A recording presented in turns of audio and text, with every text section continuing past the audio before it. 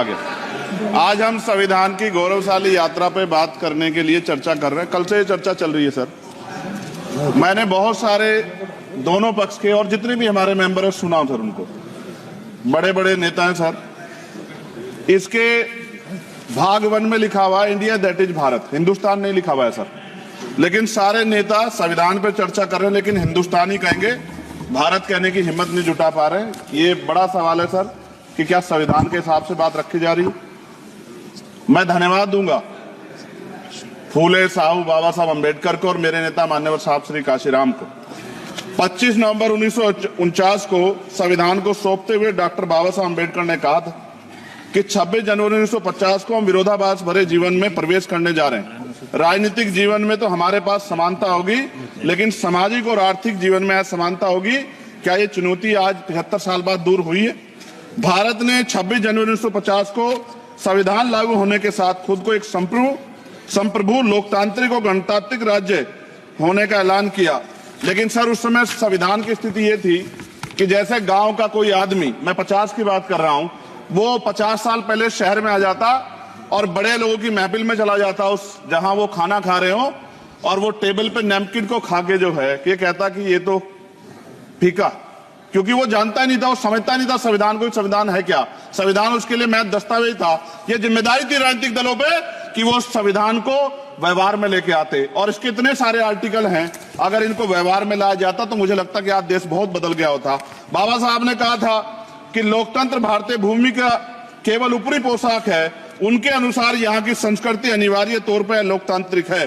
भारत जैसे गरीब और गैर बराबरी वाले देश में संविधान के जरिए छुआछूत खत्म करना, वंचितों के लिए सकारात्मक उपाय करना, सभी वयस्कों के लिए मतदान का अधिकार देना और सबके लिए सम्मान अधिकार तय करना, ये बहुत बड़ी उपलब्धि थी सर।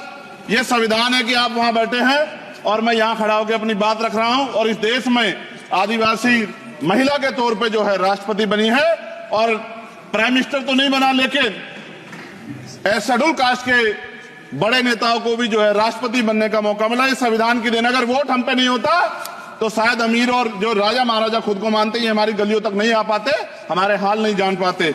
आजादी का मतलब सर सिर्फ अधिकार पाना बढ़ नहीं है, इसके लिए हमारे संविधान में सरकार और नागरिकों के अधिकारों के साथ साथ उनके कर्तव्यों का विस्तार से उल्लेख किया गया है।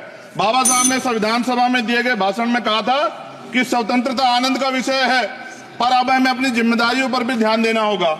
संविधान ने सुनिश्चित किया कि रानी के पेट से राजा जन्म नहीं लेगा, वोट से नेता तैयार होगा। आर्थिक बराबरी के लिए सरकार क्या कर रही है? गरीब और गरीब हो रहा है और अमीर हो रहा है। सुबह उठते कहीं बम की धमकी मिलती, कहीं दंगे की। ये अमृत काल है सर, यह धमकी काल है। कितना बढ़ रहा है आर्टिकल 15 सर। भारत में आज भी घोड़ी चढ़नी बैठते होती है सर। क्या दलितों को यहाँ भी बोलने का नहीं सर? अगर सबको 4 मिनट दे दो, मुझे दे दो। ये भेदभाव नहीं चलेगा दलितों के साथ। Time is 4 minute. Don't waste भाई सर, आप चेक करो, अगर सबको 4 मिनट दिए तो आप मना करो, मैं बंद कर देता हूँ इसको। क्या दलितों को सबसे आखिरी में नंबर मिलेगा और बोलने का मौका मिलेगा? क्या मजाक कर रहे हैं सर आप? नो, ये all independent people are having only 4 minutes. You take sir, independent मैं अपनी पार्टी का मेंबर हूँ सर, और जीत के आया हूँ सर, किसी की दया में नहीं आया। Take 1 minute and finish sir. कल भी बोले एक दलीय पार्टी के लोग, आप मौका दो सर। मूछे रखने पर हत्या होती है, महिलाओं पे, छोटे मासूम बच्चों पर रेप हिंसा होती है। एनसीआरबी का डाटा देकर डर लगेगा। यही 1 किलोमीटर में संविधान को जला गया, और महाराष्ट्र के परभनी में अभी भी संविधान को नष्ट किया गया, उसकी कॉपी को।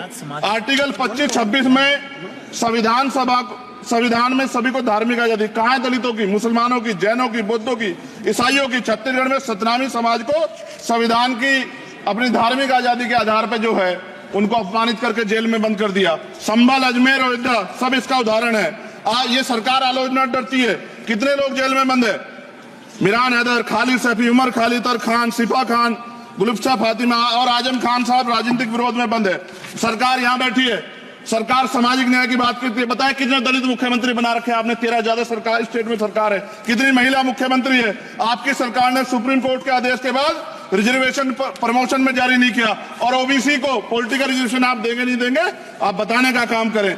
मैं 75 साल की गौरव यात्रा में हम एक सभ्य समाज नहीं बना पाए, इसलिए जाति आधार पर SC ST OBC के बच्चों को प्राइमरी स्कूल से लेकर उच्च संस्थानों में भेदभाव किया जाता है।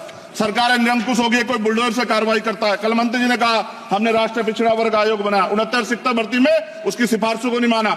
ईडब्ल्यूएस के जरिए आपने संविधान पे, आरक्षण के प्रावधान पे हमला किया। 1 मिनट में खत्म कर रहा हूं sir.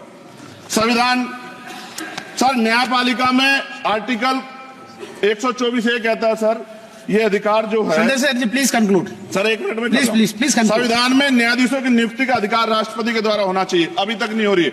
All India judicial service commission कब बनेगा? क्या चंद परिवार ही सर जज बन सकते हैं?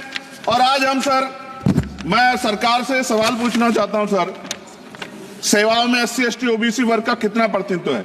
भारत सरकार के मंत्रालयों के अधीन PSU में, बैंकों, बीमा कंपनियों में और स्वच्छता संस्थानों में आउटसोर्स तथा कॉन्ट्रैक्ट पर वर्तमान कार्यरत कर्मचारी कुल कितनी संख्या है?